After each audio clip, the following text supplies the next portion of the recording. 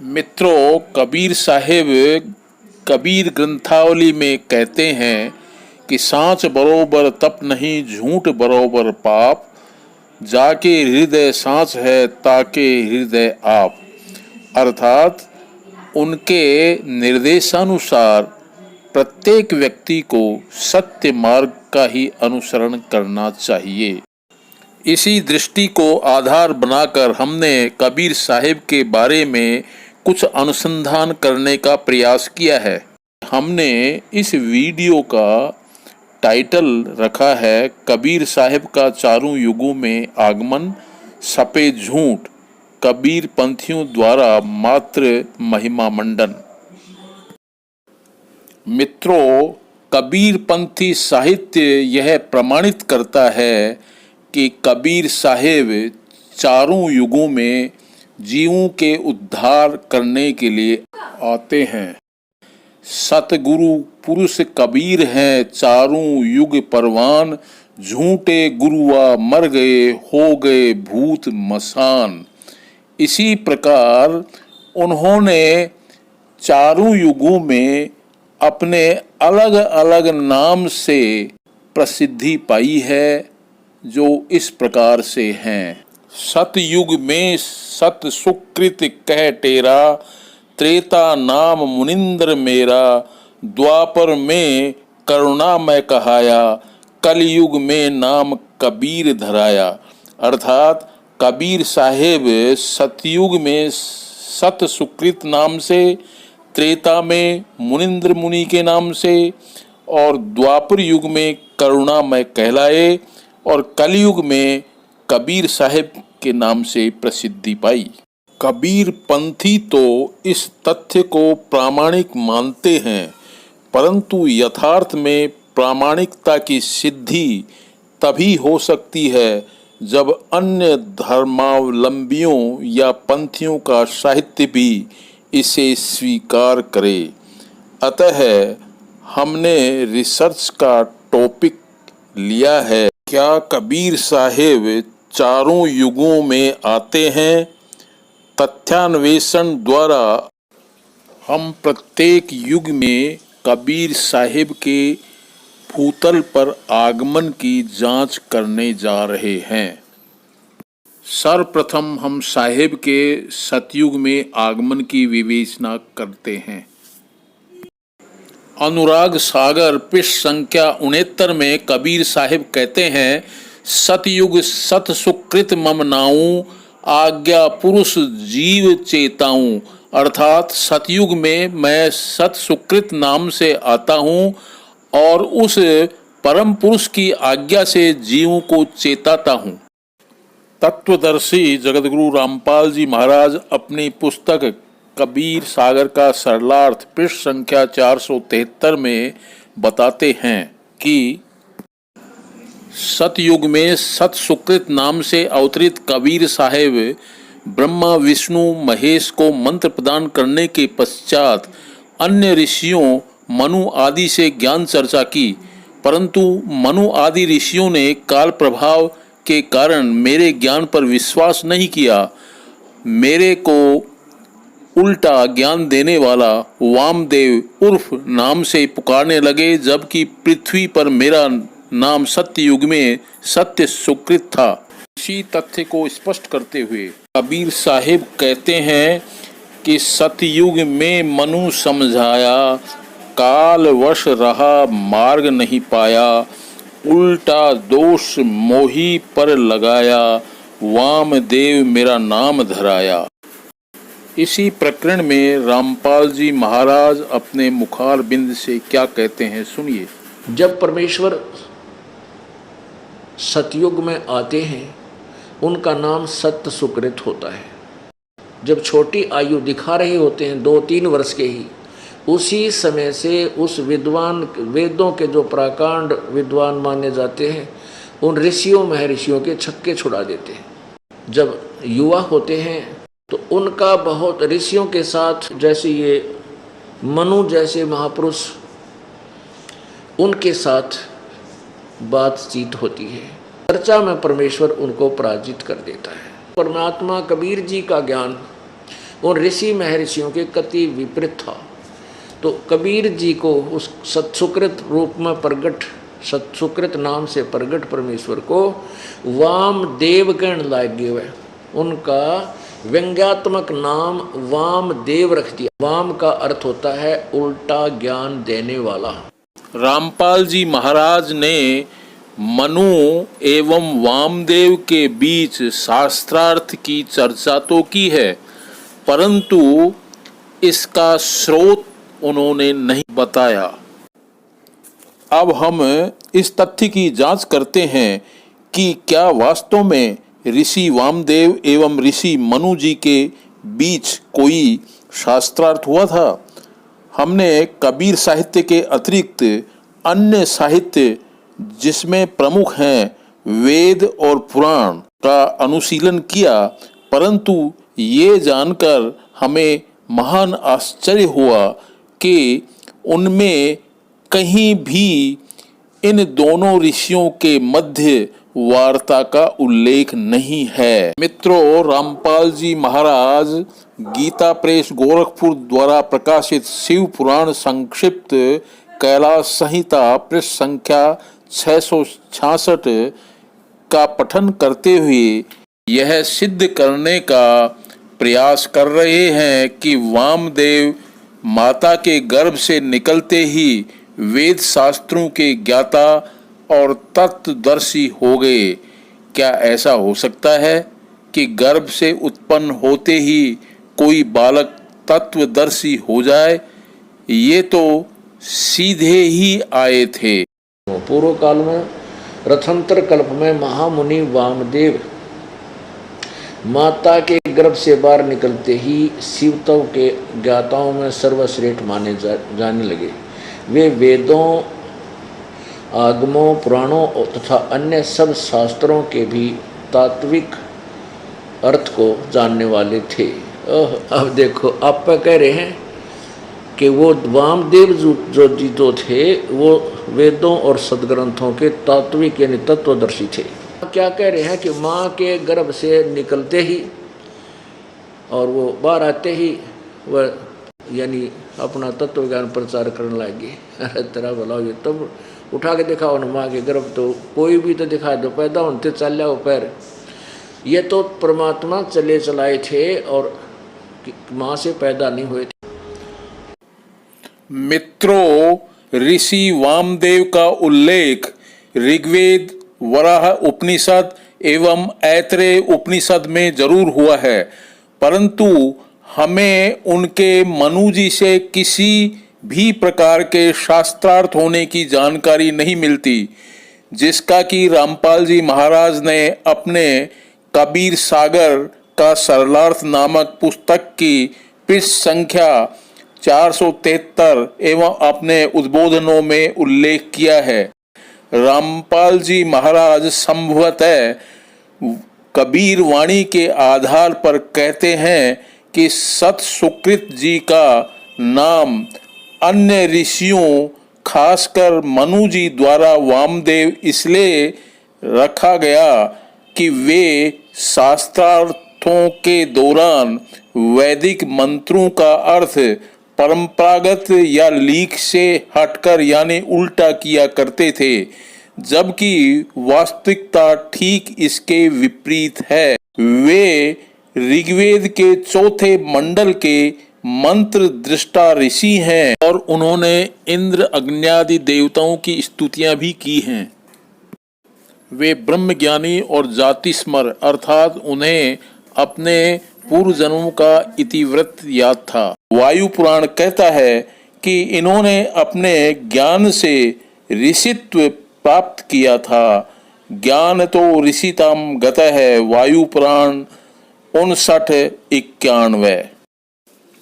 Professor Diwekar ने अपनी पुस्तक ऋग्वेद सूक्त विकास में ऋग्वेद 4-5-3 के आधार पर यह सिद्ध किया है कि वामदेव ऋषि ने ही सर्वप्रथम सामगान का आविष्कार किया था।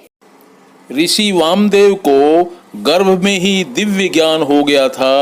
वे ऋग्वेद 4:27-1 में कहते हैं, गर्भ में रहकर मैंने इन देवों के सब जन्मों को जान लिया, सो लौह मैं नगरियों ने मेरी रक्षा की। इसके बाद शयन होकर मैं वेग से बाहर निकल आया।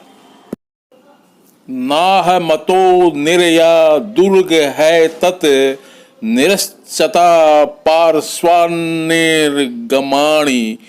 ऋग्वेद 4:18-2। अर्थात गर्भ ज्ञानी ऋषि वामदेव को गर्भ में मोह नहीं हुआ। उन्होंने विचार किया कि मेरा आविर्भाव भी सामान्य न होकर कुछ विशिष्ट ढंग से ही होना चाहिए। उन्होंने सोचा कि माता की योनि से तो सभी जन्म लेते हैं, इसमें अत्यंत कष्ट भी है, अतः मैं माता के पार्श्व भाग का भेदन करके बाहर निकलूंगा। मित्रों, अनुराग सागर पृष्ठ संख्या 69 पर अंकित सतयुग सत सुकृत मम नाऊं को थोड़ी देर के लिए सत्य भी मान लिया जाए तो भी सतयुग में मनु समझाया और वामदेव मेरा नाम धराया साक्ष्यों के अभाव में निराधार ही सिद्ध होता है। रामपाल जी महाराज सहित लगभग सभी कबीर पंथियों की यह अवधारणा है कि कबीर साहिब सीधे ही अवतरित होते हैं, राम और कृष्ण की तरह माँ के गर्भ में नहीं आते। और यहाँ तो ठीक उल्टी ही बात है। वैदिक ऋषि वामदेव ऋग्वेद 4:18 एवं 4:27 में स्वयं को गर्भ से उत्पन्न हुआ घोषित करते हैं। अतः हम निष्कर्षतः कह सकते हैं कि सतयुग में कबीर साहिब का अवतरण सत सुकृत उर्फ वामदेव के रूप में मानना तथ्यहीन है और निरी कल्पना मात्र है। यह निष्कर्ष सीमित संसाधनों, जिसमें साहित्य एवं बौद्धिक दोनों ही सम्मिलित हैं, पर आधारित है। अतः भविष्य में सुधार की संभावनाओं को नकारा नहीं जा सकता। मित्रों, अब हम त्रेता युग पर आते हैं। अनुराग सागर पृष्ठ संख्या 73। सतयुग गयो त्रेता युग आवा, नाम मुनिंद्र जीव समझावा। त्रेता युग में कबीर जी ने मुनिंद्र मुनि के रूप में अवतरण लिया और उन्होंने लंका में जाकर मंदोदरी को दीक्षा दी। रावण घमंड के कारण उनसे दूर रहा। फिर मुनिंद्र जी अयोध्या जाकर मधुकर ब्राह्मण को कुटुंब सहित भवसागर से पार किया। अब हम राम द्वारा सेतु निर्माण की घटना को ले सकते हैं, जिसका कि रामायण एवं अन्य ग्रंथों से कंपेयर किया जा सकता है। हमने कबीर पंथी साहित्य के अतिरिक्त साहित्य के अंतर्गत वाल्मीकि रामायण, आनंद रामायण, हनुमान नाटक, स्कंद पुराण एवं अन्य पुराण तथा अन्य इतर साहित्य पर विचार किया है और विचार का संदर्भ नल और नील द्वारा श्री रामचंद्र जी के लिए सेतु निर्माण के इर्द गिर्द रहा है, ताकि मुनिंद्र जी की उपस्थिति को इस साहित्य में खोजा जा सके। भेदिया मास रामंच उवाचाब्धिः समागतः नलेन सेतुं बद्ध्वाब्धौ लंकां व्रज गंभीरकः। अग्नि पुराण 9वां अध्याय श्लोक संख्या 30। समुद्र भयभीत होकर श्री रामचंद्र जी के पास आकर बोला, भगवान, नल के द्वारा मेरे ऊपर पुल बंधाकर आप लंका में जाइए। पुरा दाशरथी राम सेतुम बद्धा महारणवे, ब्रह्म पुराण 154:2। अर्थात प्राचीन समय में दशरथ पुत्र श्री राम ने सिंधु के ऊपर सेतु का निर्माण करवाया। बद्ध्वा चाम्भो निधिम, विष्णु पुराण 4:4-97। अर्थात श्री राम ने सागर पर पुल का निर्माण करवाया। स सेतुम बंधियामास, रघुवंश 12:70। अर्थात वह राम पुलिया बंधवाते हुए।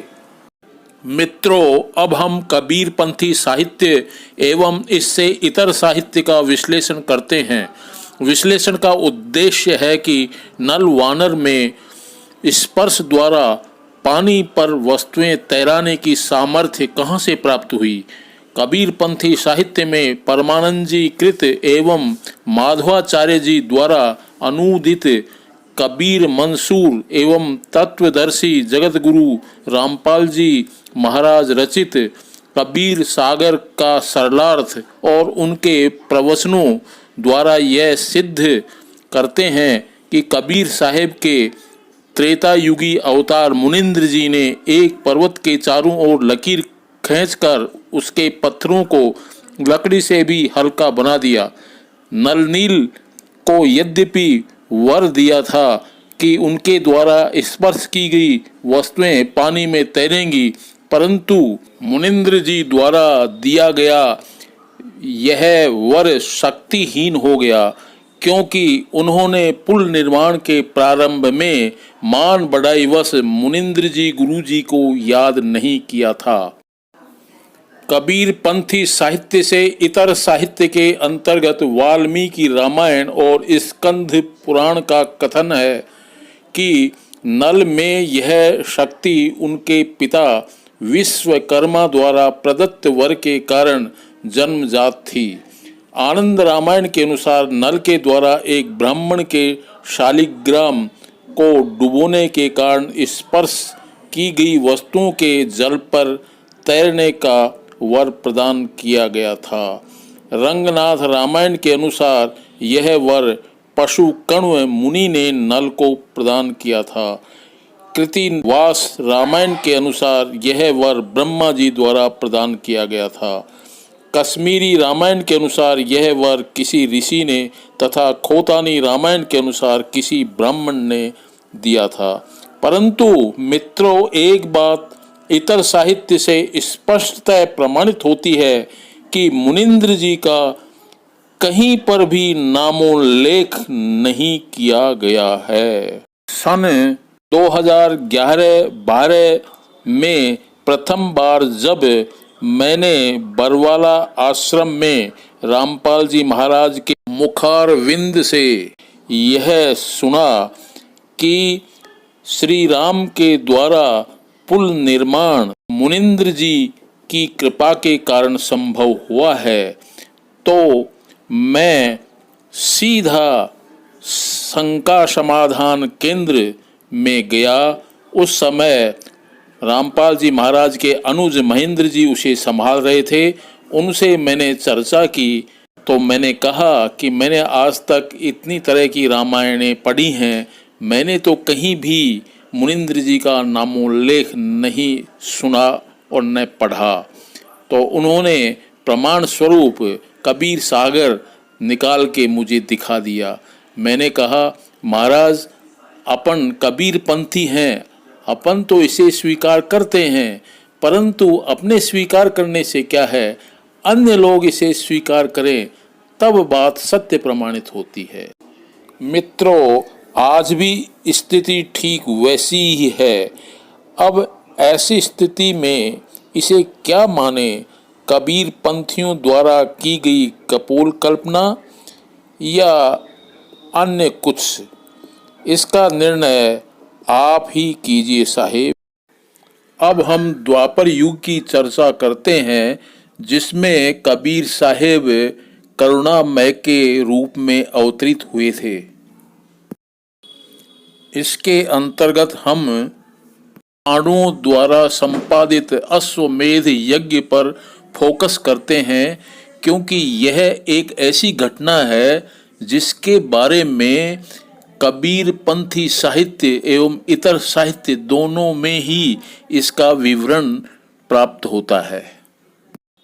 कबीर मंसूर पृष्ठ संख्या 224 पर बताता है कि जब कलयुग के प्रारंभ और द्वापर के अंत में भगवान कृष्ण और पांडव राज करते थे, उस समय सुदर्शन नामक एक डोम था। उसने आकर सत्य गुरु को दंडवत करके निवेदन किया कि हे महाराज, मुझको अपनी शिक्षा दीजिए। तब सत्य गुरु उस पर दयालु हुए और उसको सत्य नाम का उपदेश किया। वह सत्य गुरु की शिक्षा पाकर बड़े प्रेम के साथ साधु सेवा और भक्ति करने लगा। इसी स्वपक्ष सुदर्शन को वाल्मीकि भक्त भी कहते हैं।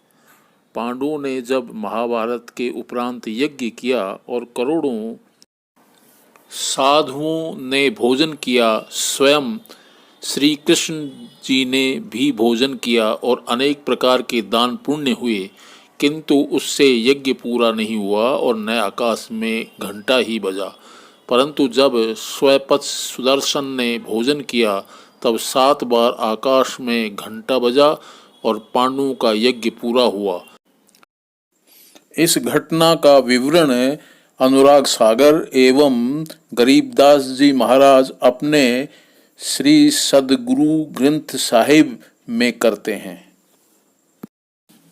महाभारत के अश्वमेधिक पर्वांतर्गत अश्वमेध यज्ञ के बारे में पूरा विवरण प्राप्त होता है, परंतु सुदर्शन साहिब द्वारा घंटे का बजना का विवरण कहीं भी पाया नहीं जाता।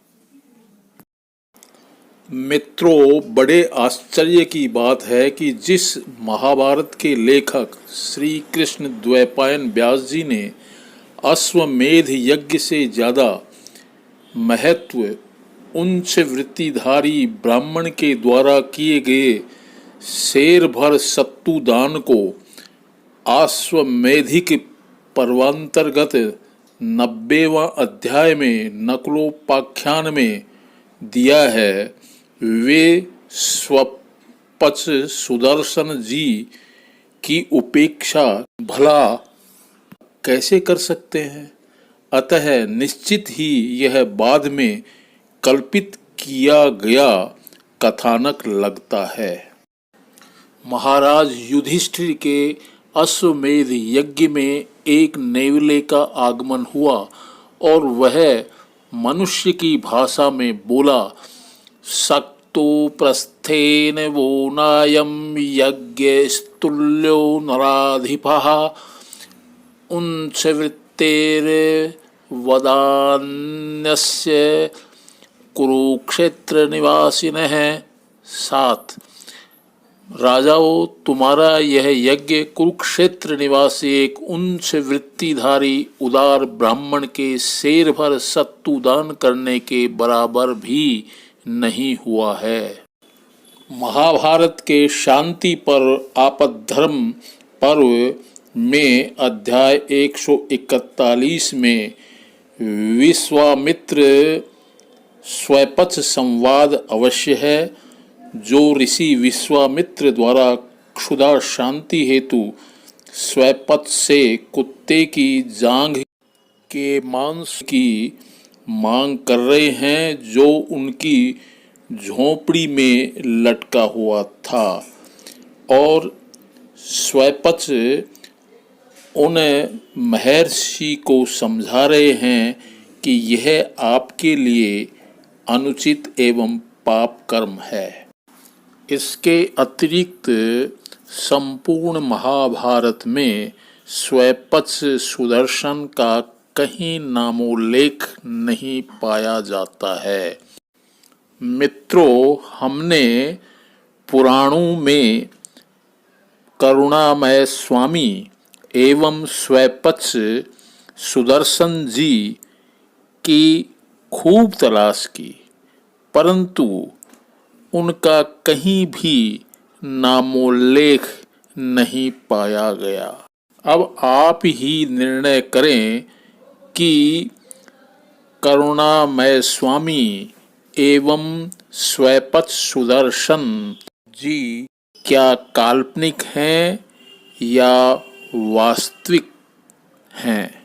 यद्यपि यह शोध कार्य पूर्णतया निष्पक्ष किया गया है, फिर भी यदि किसी भक्त भाई बहन की भावना आहत हुई हो तो हम हृदय से क्षमा प्रार्थी हैं। गूगल द्वारा सुलभ निःशुल्क पठनीय दर्शनीय एवं श्रव्य सामग्री के उपयोग के लिए हम उनके हृदय से आभारी हैं। सत साहेब बंदगी सतनाम, प्लीज सब्सक्राइब इट।